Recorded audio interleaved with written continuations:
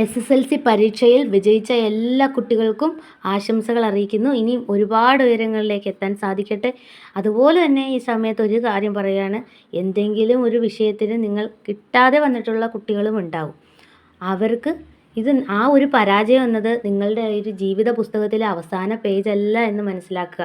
ഇന്ന് രാവിലെ ന്യൂസ് എടുത്ത് നോക്കിയപ്പോഴും ഒരു മാർക്ക് കുറഞ്ഞതിൻ്റെ പേരിൽ പ്രതീക്ഷിച്ചത്ര ഫുൾ A+ കിട്ടാത്തതിൻ്റെ പേരിൽ ഒരു കുട്ടി സൂയിസൈഡ് ചെയ്ത ഒരു ന്യൂസ് കണ്ടു. അതിൻ്റെ ആവശ്യമില്ല. അപ്പോൾ അത് ഈ കൂടുതൽ കുട്ടികൾക്ക് അവരും മനുഷ്യരാണ്. എന്തെങ്കിലുമൊക്കെ കാരണങ്ങൾ കൊണ്ട് ചിലപ്പോൾ അവർക്ക് വിചാരിച്ച പോലെ ആ സമയത്ത് ആ ഒരു എക്സാം അറ്റൻഡ് ചെയ്യാൻ കഴിഞ്ഞില്ലെങ്കിൽ ആ ഫുൾ A+ എന്നുള്ളത് കുറച്ച് ചെറിയൊരു ഇത് വരാം. അത് കുട്ടികളിൽ ഒരിക്കലും പ്രഷറായിട്ട് നമ്മൾ കൊടുക്കാൻ പാടില്ല. ഈ ഒരു അവസരത്തിൽ ഒരു കാര്യം പറയുകയാണ്. എൻ്റെ ചേച്ചിയുടെ മോനെ ഒരു കാര്യം പറയുമായിരുന്നു. അവൻ 10ാം ക്ലാസ്സിലായിരുന്നു കേട്ടോ. അപ്പോൾ ഈ പ്രാവശ്യം ഫുൾ A+ ഉണ്ട് എക്സാമിന് എല്ലാത്തിലും. അപ്പോൾ അവനൊരു കാര്യം പറയുമായിരുന്നു. നമ്മളൊക്കെ വിചാരിക്കും, ഈ 10ാം ക്ലാസ്സിൻ്റെ റിസൾട്ട് വന്നില്ലല്ലോ ഇത്ര താമസിക്കുന്നുണ്ടല്ലോ എന്നൊക്കെ ഇങ്ങനെ നമ്മൾ പറയുമ്പോഴും അവൻ നമ്മളോട് പറയും, 10ാം ക്ലാസ്സിൻ്റെ പരീക്ഷ ഇത്ര വലിയ സംഭവമാണ്. അത് കഴിഞ്ഞു ഇഷ്ടംപോലെ പരീക്ഷകളുണ്ട്, പഠിക്കാനുണ്ട്. ജീവിതത്തിൻ്റെ ടേണിംഗ് പോയിന്റുകൾ ധാരാളം മുന്നോട്ടുണ്ട്. ഈ ഒരു 10ാം ക്ലാസ് പരീക്ഷയിൽ ഉന്നത വിജയം കരസ്ഥമാക്കിയ ഒരുപാട് പേര് പിന്നീട് അത്ര ഒരു നിലവാരം, അതാണ് പറയുന്നത്, നമ്മൾ എപ്പോഴും കോൺഫിഡൻ്റ് ആയിരിക്കുക. ചിലപ്പോൾ കുറച്ച് ഉയർച്ച താഴ്ചകൾ നമുക്ക് ഉണ്ടാകും. അത് നമ്മൾ കാര്യമാക്കേണ്ട കാര്യമില്ല. ഇങ്ങനൊരു അഹിതമൊന്നും ചെയ്തു വെക്കേണ്ട യാതൊരു കാര്യമില്ല. കുറച്ച് മാർക്ക് കുറവുള്ള കുട്ടികൾ, നിങ്ങൾക്ക് അത് ഒരു പേപ്പർ നഷ്ടപ്പെട്ടെങ്കിൽ പോലും കുഴപ്പമില്ല. നിങ്ങൾക്ക് അവസരങ്ങൾ ഇനിയും വരും. ഇതിനേക്കാളും നല്ല മധുരമുള്ള ഒരു റിസൾട്ടായിരിക്കും അടുത്ത എഴുതുമ്പോൾ.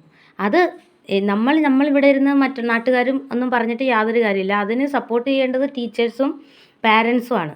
നിങ്ങളെ കൊണ്ടാണ് അതിന് കഴിയും ഏറ്റവും കൂടുതൽ. പിന്നെ ഫ്രണ്ട്സിന് ഒരു പരിധിവരെ കഴിയുമെന്ന് വിചാരിക്കുന്നു. അപ്പോൾ നിങ്ങൾ തീർച്ചയായിട്ടും നിങ്ങളുടെ കൂടെ പരാജയപ്പെട്ടു പോയ കുട്ടികളുണ്ടെങ്കിൽ സ്പോട്ടിൽ നിങ്ങൾ ആ റിസൾട്ട് വരുന്നതിന് മുന്നേ തന്നെ അവർ ഓക്കെ ആയിരിക്കണം. മനസ്സിലായില്ല? അല്ലാതെ ഉണ്ടാവും ഇനി ഇത് കിട്ടിയില്ലെങ്കിൽ എന്ത് നാണക്കേടാണ്, ഇതാണ് ഞാൻ ഇനി അവരുടെ മുഖത്ത് എങ്ങനെ നോക്കും, അങ്ങനെയുള്ളൊരു ചിന്ത അവരുടെ മുന്നിൽ നമ്മൾ അങ്ങനെ ഒരു മരം സൃഷ്ടിച്ചു കഴിഞ്ഞാൽ അവർക്ക് അതിനെ ഓവർകം ചെയ്യാൻ പറ്റാതെ വരുള്ളൂ.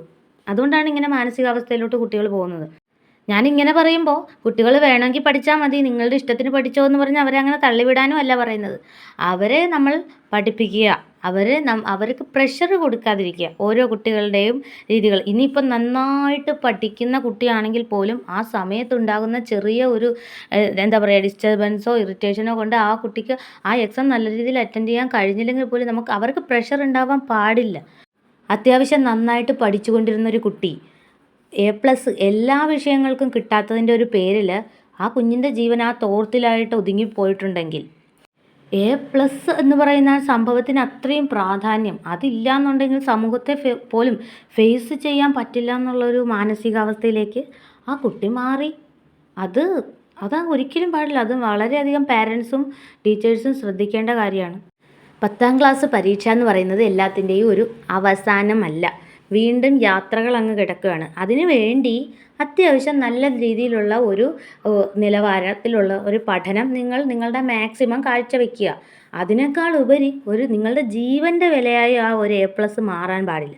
അതിൻ്റെ ആവശ്യമില്ല. അത് വെറും വേസ്റ്റാണ് അങ്ങനെ ചിന്തിക്കുന്നത്. വിജയിച്ച എല്ലാ കുട്ടികൾക്കും അഭിനന്ദനങ്ങൾ ഒരിക്കൽ കൂടി പറയുകയാണ്. അതുപോലെ തന്നെ എന്തെങ്കിലും വിഷയങ്ങൾ നഷ്ടപ്പെട്ട മുത്തുമണികളുണ്ടെങ്കിൽ തീർച്ചയായിട്ടും നിങ്ങൾക്ക് അടുത്തെഴുതി ഇതിനേക്കാളും വിജയം കിട്ടും. Thank you for watching.